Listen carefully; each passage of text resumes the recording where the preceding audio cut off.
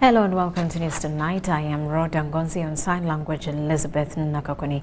Let's take a look at the top stories.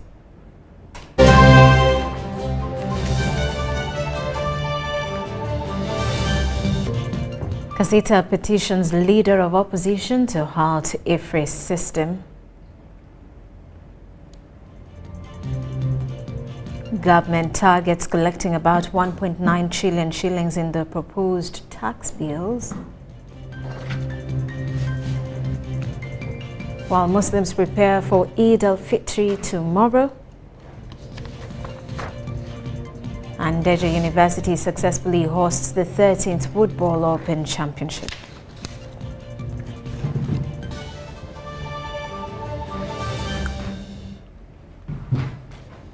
Hello once again. President Museveni and Virginia Sika-Vicious, the European Union Commissioner for Environment, Oceans and Fisheries, have signed a new forest partnership agreement worth 167 billion Ugandan shillings to support Uganda's efforts to combat deforestation and promote sustainable forestry practices.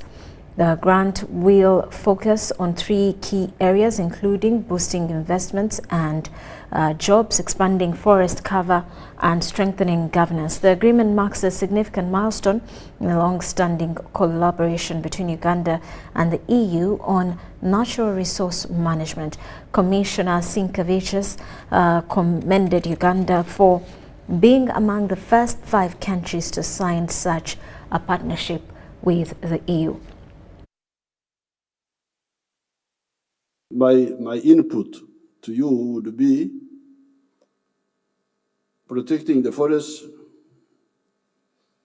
I totally agree. But you need to make a distinction between forests or trees on private land,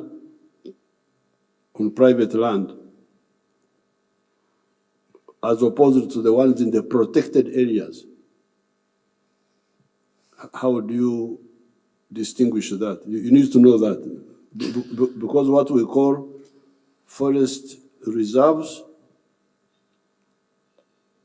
or nature parks, because I transferred the forest, some of the forests from mere forest reserves to national parks, 100% protection, because the forest reserves, there was the idea of sustainably harvesting the trees, which meant you could cut, but you plant, but you like that. So I said no. For the forests in the crucial ecosystems, they are now national parks.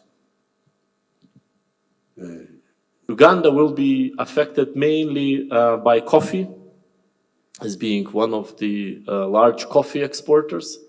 And therefore, our aim is to ensure a smooth transition, that this legislation deepen our ties and understanding, and ensures that Uganda can successfully export coffee which would be produced sustainably. Our legislation is aimed to have sustainable agricultural practices, increase agricultural efficiency and output from the current land, and not to continue to deforest those most precious forests around the world, such as in Southeast Asia, Congo Basin or Amazon Basin.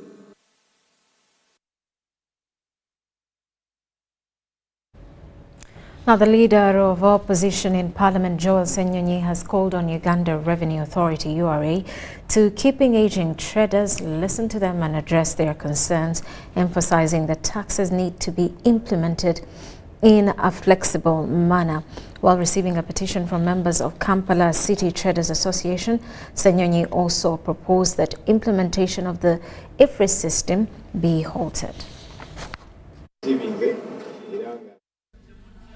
The leadership of Kampala City Traders Association, United Arcades Entrepreneurs Association and Kampala Traders Advocacy Forum have petitioned the office of the Leader of Opposition. It follows challenges facing the business community on the taxation through EFRIS URA system. The chairman, Kasita, Dr. Musoke Tedias, said it is unfair for URA to implement the e-receipt system with less sensitization to traders. They find that the receipt you have tampered with the machine or the machine has been faulty. They charge you 1,500 currency points, or they imprison you not more than 10 years. So the current units costs around 20,000. That's around 30 millions. For sure, no one can survive in Chikubo. So another traders representative, Mokasa Joseph, said no business will survive with this IFRS system. I think this is beyond taxation. Now let's go to imports. I'm an importer. When I import goods, I pay VAT of 18%. After paying VAT of 18%, URA expects me to go and sell my goods and again charge VAT from the person I'm selling these goods of 18%. Representatives of traders from different sectors and businesses say they are forced to employ a person to manage the technology. The hardware sector in Nakasero requests to pay 15% at importation. The leader of opposition, Joe Senyonyi, promised to push the Kasita petition through to be debated. To call on URA. Yes, you're doing all you can to hit your targets, but these people are saying they are not on the same page with you. This EFRIS system, the electronic fiscal receipting and invoicing solution, they're saying they don't understand it. They're saying it is complicating matters for them. They've got to have smartphones, they've got to have internet. There is a way of harsh way in implementing it, and the machines are expensive. Because the Commissioner General URA explains why there is a misunderstanding on the use of the IFRIS system. Where there has been non-compliance for a long time, people start to fight over taxes that they don't pay. VAT is paid by a final consumer. So why would the agent, the business person who collects this tax, fight over VAT and not wanting to be accurately assessed? So other issues arising were about government allowing foreigners to compete with business people downtown, selling the same products, and yet they are investors. I'm Nafka Farida and Gloria Gwetabenji in Kampala. And government targets collection of about 1.9 trillion shillings in the proposed tax bills to boost the domestic revenue mobilization. The new proposed taxes include 100 shillings on every litre of petrol and diesel, 300 shillings on kerosene, 0.5% on the withdrawals through agent banking, 5% charges on non-business assets like land and rental properties, and an extended tax on cement products like adhesives. Government seeks to alter the existing tax framework as part of the strategies to boost the medium-term domestic revenue mobilization. The new tax proposals include amendment of the income tax, stamp duty, excise duty, tax procedures, and the value-added tax. The Minister of Finance, Planning and Economic Development presented the tax bills to the Committee of Finance in Parliament. We propose to amend in all tax bills to remove reference to hospital and maintain specialized medical facilities. The ministry officials first faced hard time to explain the due diligence justifying the impact assessments of the proposed tax reforms. regarding the explanatory notes, not explanatory, the research on tax bills that are being laid, and it has been said here that they have one and the minister confirms that he's going to lay after. Can we confirm that they are all available and be laid at after your presentation of the bills? Minister of State for Finance, General Duties Henry Musasizi, told the MPs how the move fosters economic growth. To, number one, balance the need for additional revenue with the impact on consumers and businesses. To ensure stability and predictability of the tax system. Minister Musasizi told the committee government will charge 100 shillings tax per litre of both petroleum and diesel and 300 shillings on kerosene to boost revenue up to the tune of 200.92 billion. The 300 kerosene is used for many purposes, but the main purpose is it can easily be mixed with the diesel, what we call adulteration. I would have expected in this year the ministry to come up with measures, even if they are not revenue generating, but measures that can actually push growth so that URA can collect money in future. The Committee on Finance looked at the government's proposals to slap 0.5% on withdrawals through agent banking, 5% charges on non-business assets like land and rental properties, and unextended tax on cement products like adhesive. Minister Musasizi says beneficiaries of agent banking need to face the same tax order as incurred by the mobile money users. The tax on cement products like lime and adhesive is projected to hike building costs. Anyone intending to sell off property, sell land and rentals will be charged 5% of the gains. Land, we are interested in the gain because some individuals are not in the business of buying and selling land. Therefore, they cannot account for it as business income. They are individuals, me and you, who owns a piece of land and I sell it at a gain. The proposed tax bills will generate at least 1.9 trillion if Parliament agrees with the government proposals. This comes at a time when a section of the community is criticizing government for inadequately sensitizing the masses on the tax reforms and introduction of the digital solutions. How are you going to grow? Daniel Mugoya, Gloria Gitabinji, UBC News. The closed shop protest by Kampala traders has put government and academia on the spot to find amicable solutions in administering the electronic fiscal receipting and invoicing system. UBC sought the opinion of Dr. Fred Muhumuza, principal economist and academician, who believes the traders' concerns are justified. In completion of the fourth pillar of Islam, Muslims await Eid festivities tomorrow.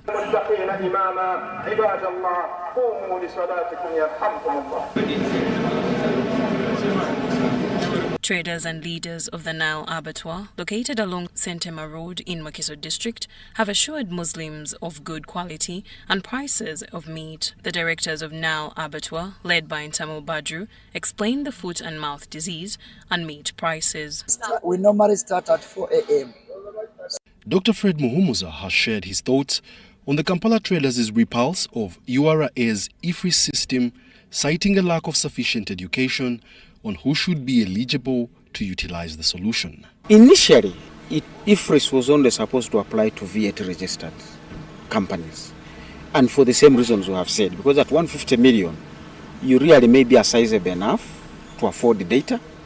You are sizable enough already as a company, you have more than one employees. You possibly already have the gadgets that are required, the computers and the rest of that, plus the knowledge. 150 million used to be something sizable. But now there is also a provision that even those below who are not VAT registered, and you're beginning to get complaints coming from that angle as well. Although paying taxes is a responsibility for all citizens, Uganda's tax base remains limited, and government needs to focus on empowering citizens to become effective consumers. If you get into the British system and most of the developed world, they have what we call unemployment benefits. You're 18 years, you finish university, you have no job, we will pay you. It's not that they love you, Mark. No, they actually love the manufacturer. Because once Mark receives his money, you're going to go to theater, you're going to go to that supermarket, you're going to pay your rent. Each of these is taxable. So you realize that the money I gave to you, 300,000, I'm going to get back 170 of that. But not only am I getting the 170 in form of taxes, I have stimulated the demand for the very businesses that run the economy. During a plenary session, The Leader of Opposition, Joel Senyonyi, informed the House on the challenges facing the business community regarding tax compliance. Right, Honorable Speaker and colleagues, one of the cardinal principles in taxation is that you have got to make it easy for people to pay taxes. It's got to be easy and clear. Because once it is not easy, then people are going to evade the taxes because they are saying, I am giving my money, but number two, I am struggling with your system. Honorable Law, yes, maybe just for your information, there is going to be a meeting between URA, the traders, and His Excellency to resolve those issues. They need to be listened to. Currently, most traders operating in a shop and have a turnover of over 150 million shillings ought to pay an array of financial obligations like income tax, value-added tax of 18% per unit sold, import duty if one imports their goods, KCCA fees and licenses, pay as you earn for his employees, rent, garbage collection and electricity. So for me, the ultimate thing of increasing tax revenue is going to be how do we secure businesses, how do we secure households? Because those two will drive the economy. An economy that grows at 6% cannot raise the tax to GDP beyond the 14%. The Electronic Fiscal Receipting and Invoicing System, IFRIS, was officially launched by the Uganda Revenue Authority. It was introduced as part of government's efforts to modernize tax administration and improve revenue collection processes in Uganda. Wadulo Mark Arnold, UBC News. And as Muslims prepare for Eid celebrations, they are assured that various abattoirs will offer quality services with reasonable prices. The director, Nile Abattoir, Baju Ntamu, said there are precautions taken to ensure safety. In completion of the fourth pillar of Islam, Muslims await Eid festivities tomorrow.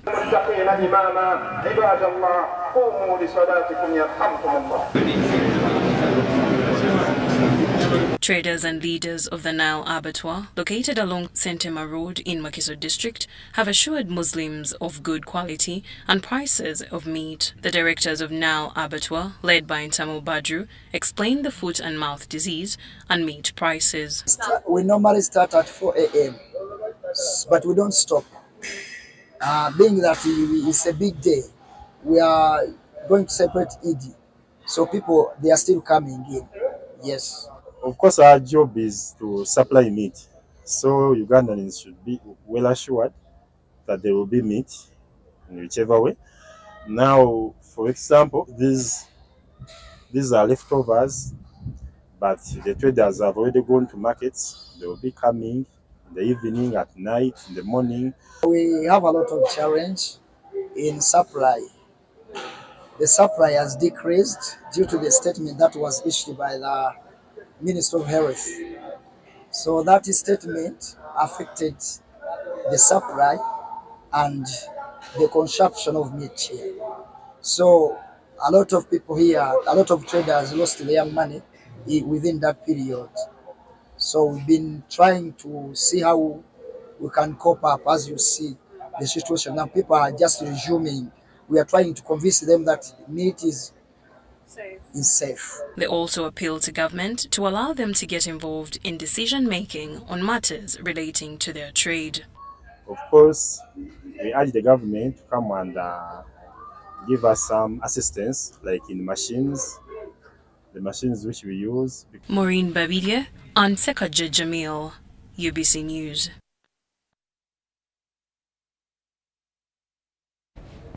And a report by Uganda-AIDS Commission shows that 6,000 children were born with HIV and AIDS in the last year, adding the number of children affected with the disease to 80,000 across the country. According to Uganda-AIDS Commission, infections are caused by ignorance amongst HIV-affected lactating mothers who are not informed about safeguarding their children. This was revealed during the inauguration ceremony of the new board members for Uganda-AIDS Commission in Kampala.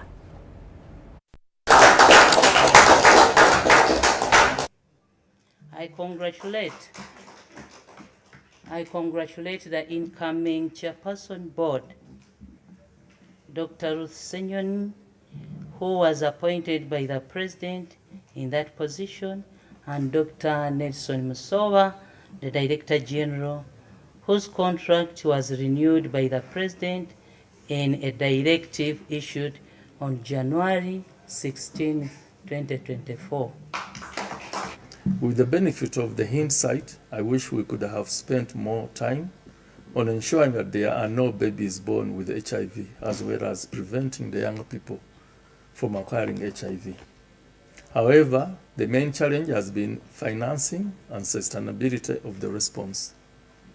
The resources remain inadequate to reach the entire population, especially the youth outside of school and cultural institutions. Close the tap on new infections, especially amongst young people. Test and treat all those who are positive. Consolidate elimination of mother to child so that newborns are not getting HIV. Ensure financial sustainability, and then effective institutions. Now,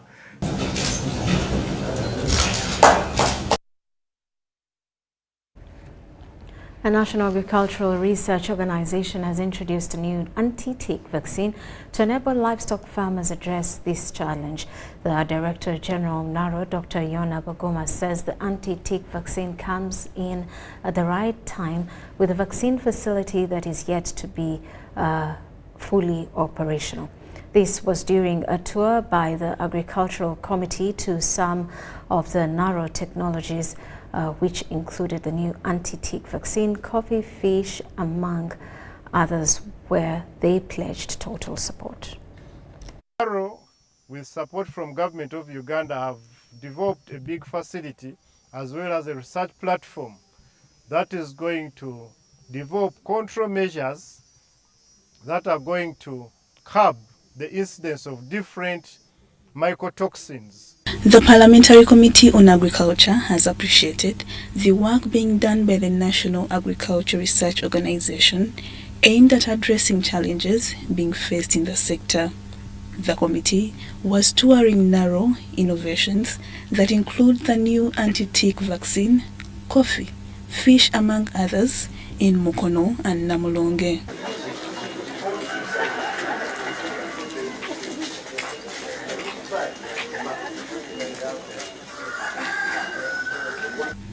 As senior researcher at NARO, Dr. Zikusoka Moses explained the advantages of the anti-tick vaccine. You'll be able to produce clean milk, even times when farmers have failed to withdraw milk after spraying their animals. This time, this product helps you to take your milk, eat the animal's meat with a lot of ease, and so you will become a happy farmer. The Director General of NARO, Dr. Yona Baguma, pledged total commitment to making contribution on a number of nutrition securities for an increased productivity in the country. Baguma requested for more resources to facilitate the anti-tick facility and other microtoxic and food contaminants innovations. I wish to submit to you that I've just received a core agenda on the budget for the financial year 2024-2025, where I have noted the total reduction of money on the NARO vote to a level of 60.57 billion. This reduction is by no means telling us that don't go into anti-tick vaccine production, because that's the money we need to produce the anti-tick vaccine. If this decision is not reversed, it means that all the investment that you have put in this facility will lie idle. The committee that was led by Okori Janet pledged to address the challenges of inadequate resources raised by NARO's Director General. There are challenges, staffing levels are low, inadequate resources. This is a challenge everywhere, but for us as a committee, we shall consult and see what can be done. There, the Sansa, Borogoma, Kibuzi, and Iwachi. Okay. And the NRM Secretary General Richard Tedwong has advised the town clerks and political leaders to execute government programs without involving in corruption. He says for any government program to be successful, town clerks must participate in proper management of funds meant for development. During the launch of Town Clerks Association New Strategic Plan 2024-2028 at Chira Municipality, the NRM Secretary General Richard Tedwong re-echoed the government effort of fighting corruption among civil servants. He says some town clerks have for some time got involved in embezzling government funds, which has crippled the implementation of the NRM manifesto. You go to a district from the beginning of the term of office up to the end, there is a fight between the town clerk and the mayor. There is a fight between councillors and the town clerk. There is no peace in the district. Why? Because they understand things differently. The law gives you different mandates, and nobody understands. And we have been resolving conflicts in all these local governments. But we believe that you, as technical people, you are the brain behind delivering this. You are the brain behind stability in your districts, in your councils, in your areas of jurisdiction. Town clerks were advised to be patient as they address the challenge of low payments and funding. Together we can do something, we can fix these challenges, and with this that you're starting to do, will help. We believe government is very willing to work with the association and see how best we can increase resources. The mayor for Kira Municipality, Mutebi Julius, warned the town clerks to avoid being partisan. To not only think about the legality,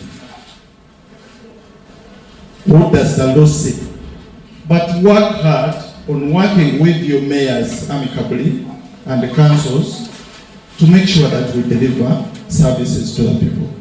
The chairman of Town Clerks Association, Uganda, Benoniga, highlighted some of the perspectives for the clerks' strategic plans 2024-2028 challenges they face and called for government intervention. On the draft plan for the next 5 years. As members, we feel government should look into payment of salaries and adequate remuneration for town clerks, even those who are in office. I'm Nafka Farida and Joseph Moyingo.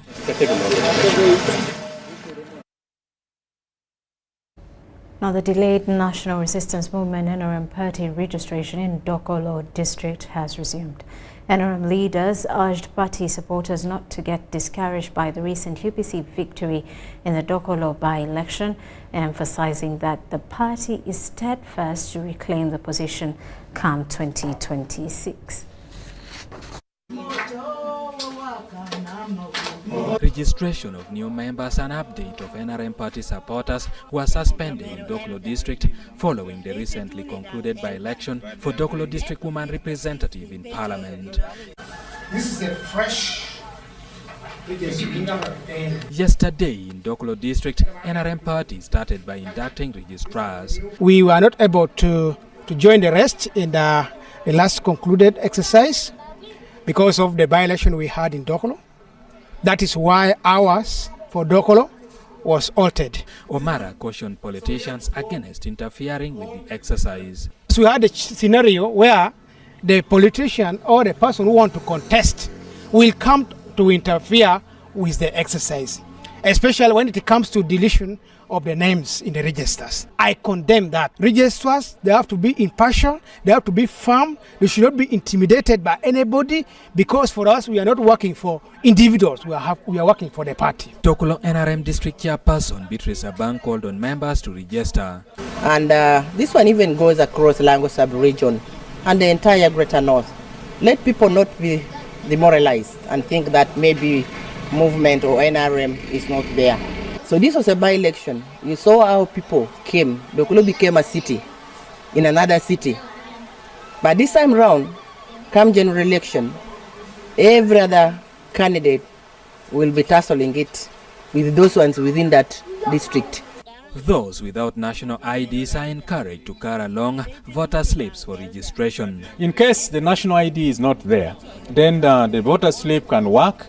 That is evidence that somebody we are registering is a legible voter, because we are looking at legible voters. The NRM National Register update in Dokolo district will begin on Thursday and will run for 5 days in all villages in the district. Eddie Ulwa, UBC News. That's also your... And former State Minister for Relief and Disaster Preparedness handed over the office to the new Minister Lilian Esther Anyakun. The handover ceremony took place on Tuesday at the office of the Prime Minister here in Kampala.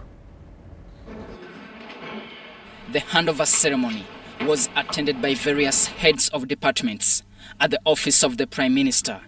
In her farewell message, Minister Anyakun updated the incoming Minister of State for Relief and Disaster Preparedness of the pending tasks in her new docket. Very disappointed that I've not been able to fulfill the project of resettling the people of Elgon, but now I'm passing on the mantle to you to be able to achieve this. We have taken longer than we had expected. One, because of the funding. The people of Elgon, the most affected, because we have the regions. I'll hand over to you the vulnerability atlas that will guide you to know which places need special attention and prioritizing in terms of planning for disasters. Under disaster preparedness and management, the new minister will oversee the resettling of thousands of people in disaster-prone areas of Elgon sub-region, which has severely been hit by landslides. Even when government gave us some little money, but we need to resettle over 5,700 people in Elgon alone, and of course to be done in phases, and we should be able to do this in Elgon, in Renzori and Chigezi, to have these people resettled who are living in the highly risk areas. After receiving instruments of power as Minister of State for Relief and Disaster Preparedness, Lilian Aber promised to diligently work with her new team to deliver quality services. It's like she noted clearly that you've been working as a team, and nothing will change about that. We will still work as a team, we will set goals and ensure that we achieve the goal within the required time. Meanwhile, former Prime Minister Mama Mbabazi has enhanced preparations to raise 8 billion shillings for completion and interior construction of All Saints Cathedral. This was during a tour of the construction site by friends who converged for the fundraising to complete the cathedral. Years have gone since the construction of All Saints Cathedral Nakasero that started in 2009. Construction is at 70%. However, more funds are still required to complete the cathedral. I wouldn't want to say that we are working behind time. We are working within God's time, and we will finish at God's appointed time. But also, much as we are saying that, but we are looking to complete by end of next year. Former Prime Minister Amama Mbabazi and wife Jacqueline Mbabazi are in the drive of constructing the cathedral. As they celebrate their 50 years of marriage, the Mbabazis have launched a move to complete the construction of the cathedral. My call to our people generally is that they should come in and give a hand. I talked about targeting fundraising, targeted fundraising. I would look at the community itself, because you want the community to be involved. During the tour of the site, Amama Mbabazi, Dr. Rakana Rugunda, State Minister for Trade, Industry and Cooperative David Bahati, Mulanga Siza, among others, mobilized over 300 million. Mbabazi, who were able to organize a successful function that brought together friends and well-wishers like Siza Mulenga, who were enabled because of that environment to donate so generously, as has been demonstrated. Mulenga Caesar contributed half of the required money to complete the interior part. The fundraising that we used to support the mother church in Africa, funds used to come from Europe, Italy, France, Germany, UK. But now these countries are also facing a lot of what? Challenges. So we must support the mother church to keep on teaching our kids, our community about values. And one major value is to know God and fear God. So I want to thank God that you know that what we have belongs to God. So I want to thank you very much. And all of you have contributed to this cause. May the Almighty God bless you and bless you abundantly. The head of the organizing committee, Viviani Ndugura, says 1.5 billion Ugandan shillings is required to finish the interior part of the cathedral. In terms of the deficit to finish the interior works is about 1.8 billion. But looking at what the support that we've gotten today, that has moved it to 1.5 billion. Once we get that, we'll clear the internal works and then we'll look to now fundraise for the external works and then we'll be done. The construction of the cathedral that commenced in 2009 will cost over 26.158 billion, including value-added tax. Deborah Namamonde, Nantongo Rebecca, UBC News. And the Ramadan season has come to an end, with Muslims gearing up to celebrate Eid al-Fitr tomorrow, the 10th of April. In the spirit of brotherliness and sisterhood, several agencies have donated gifts to enable the Muslim community have a joyous day. The Muslim community at the Uganda-EU Mosque has benefited from Standard Chartered Bank generosity ahead of the Eid Day festivities. The bank's Chief Executive Officer, Sanjay Rohan, delivered goodies including rice, flour and cooking oil, among others, and commended the fraternity for fulfilling one of the strong pillars of Islam. We are spending time here. We are certainly donating quite a lot of food, some drinks, so that we can cross over from Ramadan to Eid in a very stylish way. As you all know, Ramadan is a very special time. It's a time for community, it's a time for charity, it's a time for care, it's a time for gratitude, it's a time for us to connect with Almighty Allah and make sure that we find, the divine ourselves. We continue to grow, we continue to cleanse, but more importantly, we become of good, more important value to humanity. The Uganda-EU Muslim community welcomed the gesture with gratitude and used the platform to request the bank to introduce Islamic banking. Assalamu alaikum wa rahmatullahi wa barakatuh. Twala mukisa guno okwebaza Standard Chartered Bank olw'obuyambi bwe bawadde abasiraamu obw'okusiibulukuka mbalako omwezi omutukuvu ogwa Ramadan.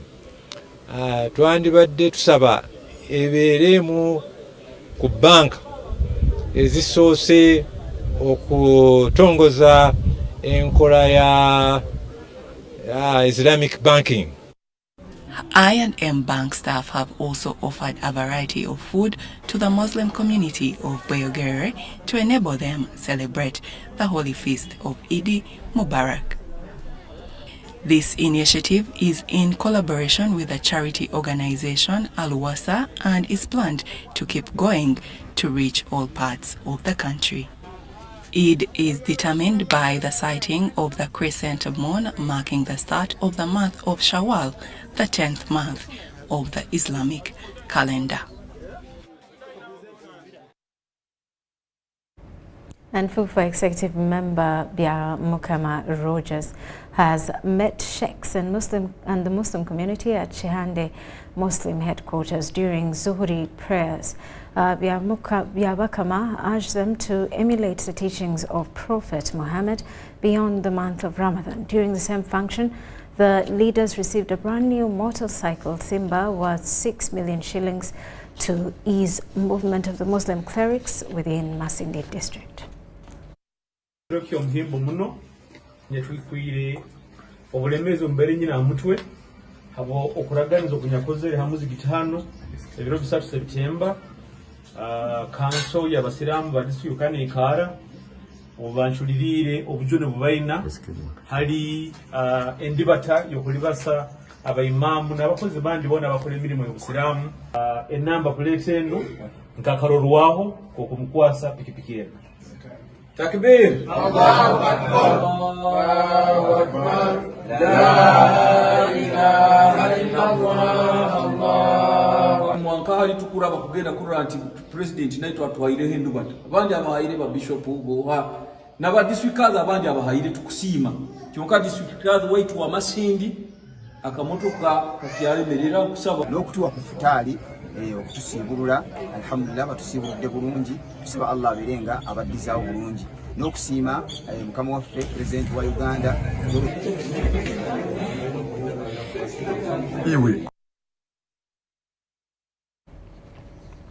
Meanwhile, National Children Authority Executive Director Martin Chiza has advised parents to take care of their children during this half-term holiday for Eid al-Fitr because some children are harassed during festivities.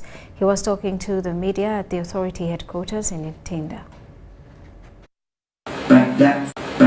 When preparing for Eid al-Fitr, the Executive Director, National Children Authority, has encouraged families to meet with their children in their families to set guiding principles for this season. Parents, please make sure that you do make a clear follow-up with children. Don't let them meander around without your attention. Because as we celebrate Eid, we also want you to get through this day very safe and enjoying the day. We are saying that measures should be put in place to ensure that people are protected, and specifically our children. Also advised organizers of different concerts to make sure that people and children are protected, observing the age of under 18 regulation. But again, we are also calling upon organizers of the different festivities, different concerts, gatherings, make sure that you put in place protective measures that will make sure that our people are protected, our children are protected. During festivals, heavy crowds, including parents and children, must be protected to avoid social issues. So we are saying that organizers of such festivities, such gatherings, should put in place measures that are there and clearly articulated to ensure that people who come, who gather, are really given that maximum protection. So we wish our Muslim fraternity nice Eid.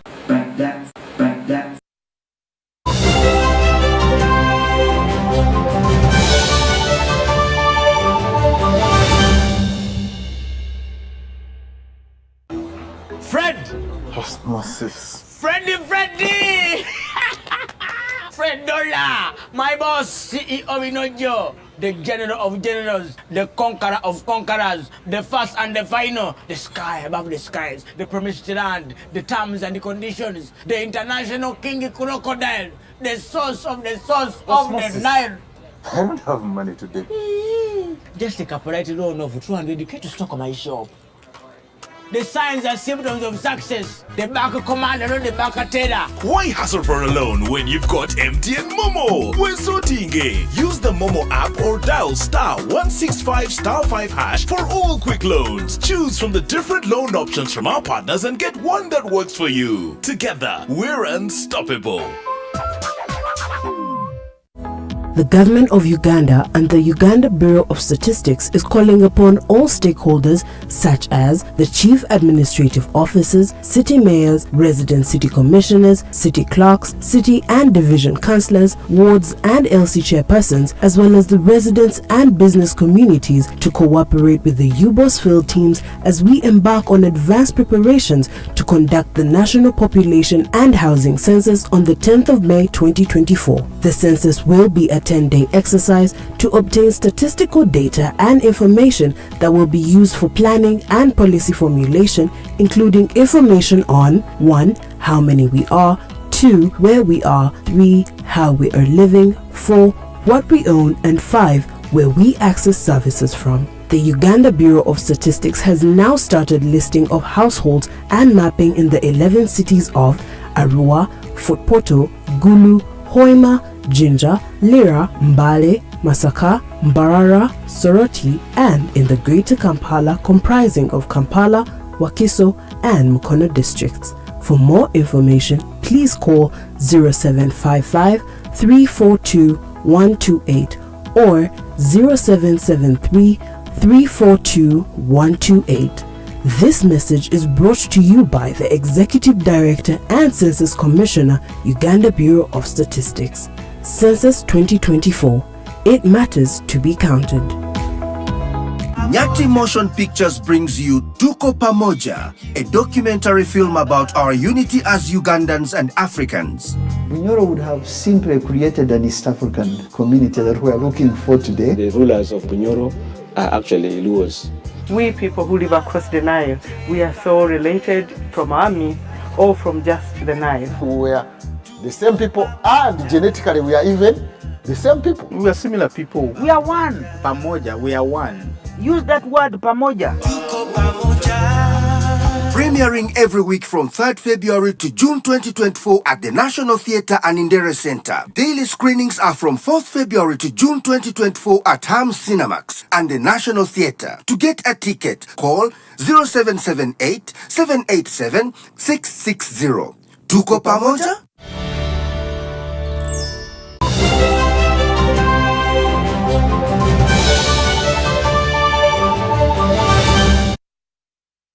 Welcome back. You are still watching News Tonight. Minister for Energy, Dr. Ruth Nankabirwa, has commissioned Uganda Breweries Limited a 37 billion biomass plant. The president, Geo Africa, told UBC that the plant marks a significant milestone in the organization's commitment of reducing carbon emissions by 92%.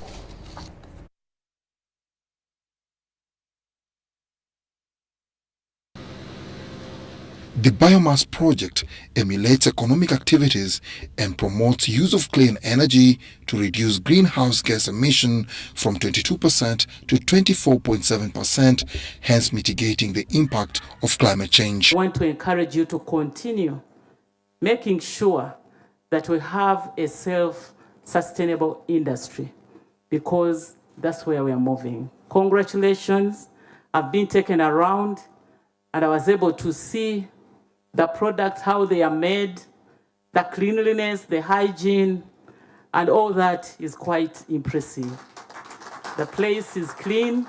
Besides representing a substantial and excellent decarbonizing journey, the multi-billion shillings plant aligns with Uganda's National Development Plan and Vision 2040, which prioritizes sustainable development and environmental conservation. As I look at what we've just commissioned today, the biomass facility, it's one that, as Diageo, we are really proud of. Because as Diageo, we've been committed to doing business the right way, for many years. Before ESG became fashionable, Diageo was doing what was right for communities, and in terms of giving back water and running the businesses in the right way.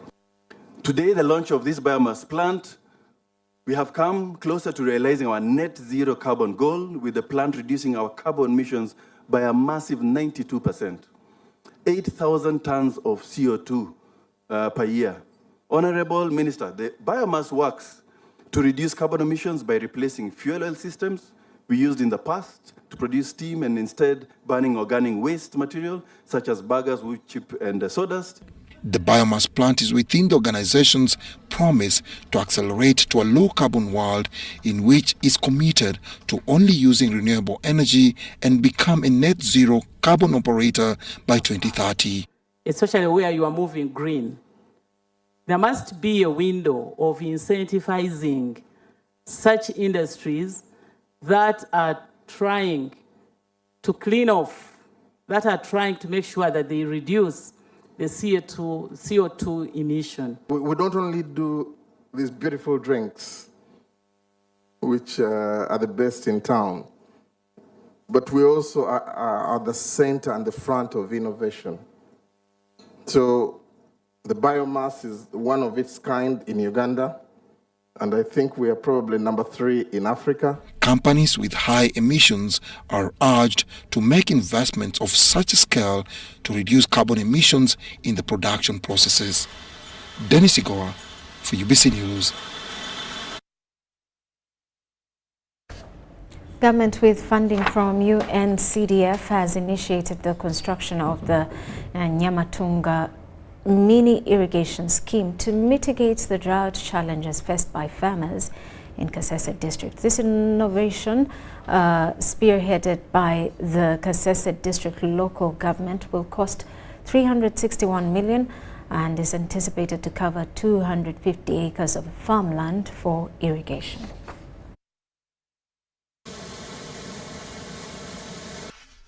And we are here at Nyamatunga mini irrigation scheme. It is in Nyamatunga 3 village, Mungonyi sub-county. And this irrigation scheme, mini irrigation scheme, is an innovation of the Kasese district local government as one of the projects to enhance production. I'm very happy with this project, this irrigation scheme, which is which was our very cry for a prolonged period.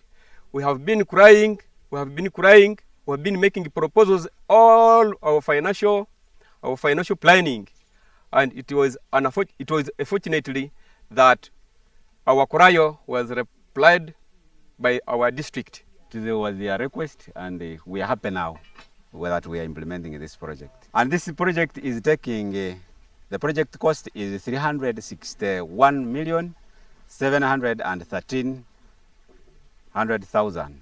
So because of lack of good methods of irrigation, we used it to face a lot of challenges because there was competition of waters. But since water is put in channels, we hopefully believe that this irrigation will do the best. On the program of the drawings I was given, this is the tank, and this tank contains around 75 cubic meters, which shall be giving out to the community.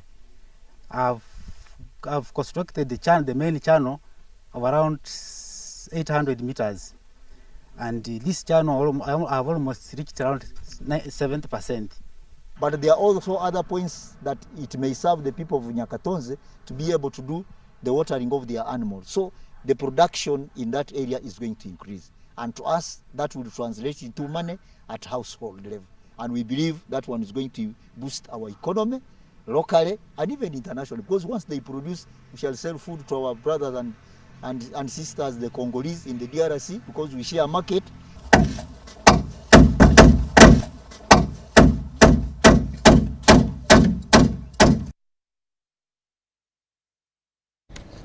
An International Center for Research on Women has launched a consultative project called Behind the Scene to generate evidence on gender inequalities within the creative sector. The Commissioner for Culture and Family Affairs, Juliana Akorio, at the Ministry of Gender, Labour and Social Development, noted that the absence of research data in guiding and mapping and uplifting the status of women and girls within the sector. Uganda's creative sector contributes 5% of the country's GDP, which is still counted as low contribution to the economic sector of the country, largely attributed to male domination at 68% as compared to the females. While at the launch of the consultative project, dubbed Behind the Scenes by the International Center for Research on Women to generate research evidence on gender inequalities in the creative sector, Sui is optimistic that the project will enhance the country's GDP as it unveils what challenges women face in the industry. We want now to understand what are those gender inequities, and that is why we named it Behind the Scenes, so that we can remove the veil and understand what are the gender inequities that are hampering female creatives from fully participating, fully enjoying the opportunities in the creative sector. We want our creative sector to grow to that level and much more, so that a time comes when Uganda's creative sector can generate 100 billion USD and contribute to the country's GDP. The Commissioner for Culture and Family Affairs, Naomo Juliana Akorio, says gender-based information on women will uplift the status of women and girls in the creative sector. Absence of evidence-based data. The mapping that I told you about was a mapping of 2014. We are now in 2024, so many years back. So we believe that with the evidence, now we shall use that evidence, scientifically proven, to be able to justify the contribution of the female young artists to the economy. Female artists in the sector wished this consultation project could address their challenges. Females in the creative sector have never been recognized as in we've never had any project as in it's for females in the sector, and you know, we are mothers and we're influencers, we are game changers, so it is a great opportunity for ICRW to come up. One advice is to do more awareness and sensitization. Dignifying.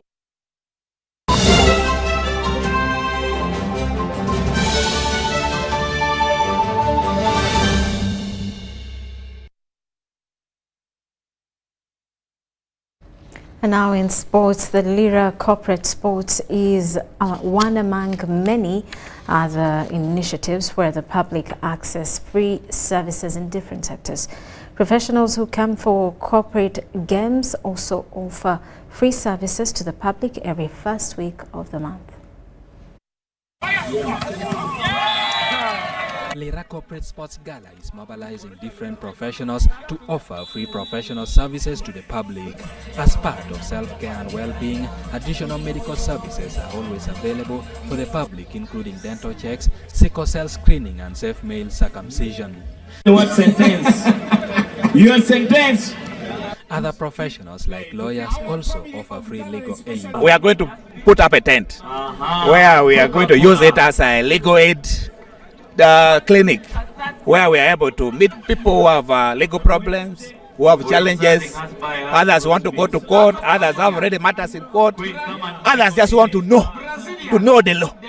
So this is a big opportunity for us to sensitize the public. Since 2022, the Lira Corporate Sports Gala mobilized over 20 companies to the monthly outing promoting unity, team cohesion, employee well-being and health.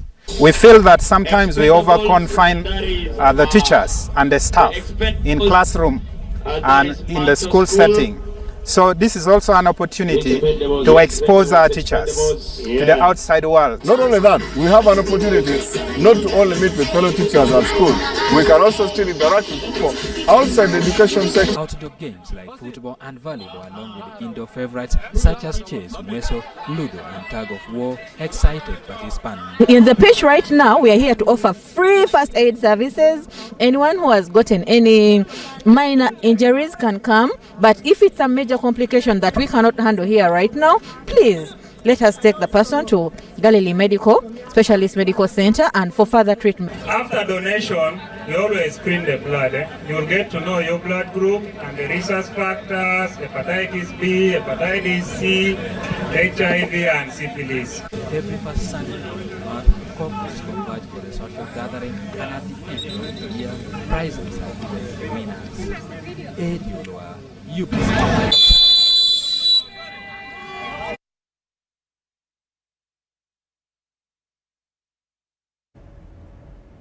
And that does it for news tonight. Thank you for sticking with us. Elizabeth Nakakuni on sign language. I am Rhoda Ngonzi. We will leave you with a weather update.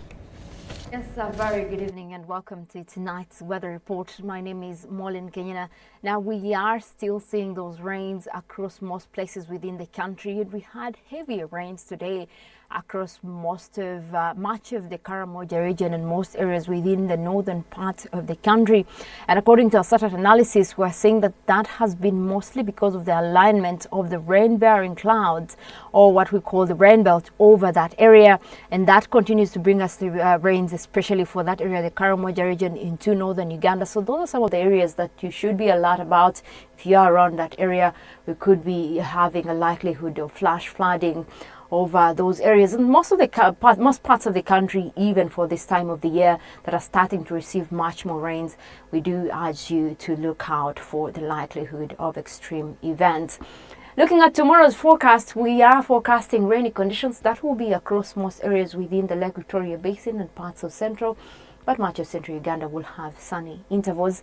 And looking at the eastern part of the country, the area towards Lake Victoria Basin will have rains, but much of the east will start off with a mix of clouds and sunshine. The western part of the country, we do expect rains across midwestern, while the southwestern and Kabale Highlands, we will start off with sunny intervals. Now, looking at the northern area, we do expect those rains to come through in the morning for the Karamoja region and central northern Uganda, but the rest of the northern half will start off with sunny intervals. Well, as we cross over into the afternoon, we do expect to have those rains continue for the Lake Victoria Basin, and that will also be extending up to most areas within central Uganda. We have temperatures going up to 26 for Kampala. And also across the eastern part of the country, we do expect those rains over the area. Temperatures will be rising up to a warm 29 for Soroti. The western part of the country will still be looking at those rains again for most of the areas in that region, although we're likely to have chilly weather for Kabale Highlands. We'll be looking at a high of 23 degrees. And the northern part of the country will be having those rains again, mostly for the Karamoja region. We'll be looking at most of those accompanied by thunder showers and temperatures rising up to 29 degrees. Some of the cities that we have for you, we are forecasting sunny intervals that will be across Dubai and Cairo. Quite hot weather over Dubai. We have temperatures going up to 34 degrees. That brings us to the end of tonight's weather report. Thank you so much for joining us. My name is Molin Kenyana. I'm wishing you a good night.